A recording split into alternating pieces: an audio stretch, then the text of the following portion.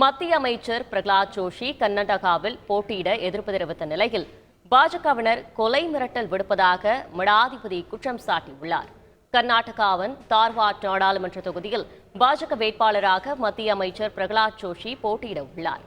இந்நிலையில் பிரகலாத் ஜோஷி போட்டியிட வீரசைவ லிங்காயத்து மடாதிபதி திங்களேஸ்வரா சுவாமி தலைமையில் 300க்கும் மேற்பட்ட மடாதிபதிகள் எதிர்ப்பு தெரிவித்துள்ளனர். இதனிடையே செய்தியாளர்களிடம் பேசிய மடாதிபதி திங்களேஸ்வர சுவாமி பாஜக மூத்த தலைவர் எடியூரப்பா தொலைபேசியில் சமாதானம் பேசியதாகவும், ஆனால் தங்களது முடிவில் எந்த மாற்றமும் இல்லை என கூறியதாகவும் மடாதிபதி தெரிவித்தார். இதைத் தொடர்ந்து தன்னை கொலை செய்து விடுவதாகவும், சிறையில் அடைத்து விடுவோம் என்பது போல பாஜகவினர் மிரட்டல் விடுத்ததாகவும் மடாதிபதி குற்றம் சாட்டியுள்ளார். மடாதிபதியின் இந்த பேச்சு தற்போது கர்நாடக அரசியல் வட்டாரத்தில் பெரும் பரபரப்பை ஏற்படுத்தியுள்ளது. செய்திகளை உடனுக்குடன் தெரிந்து கொள்ள உடனே சப்ஸ்கிரைப் பண்ணுங்க.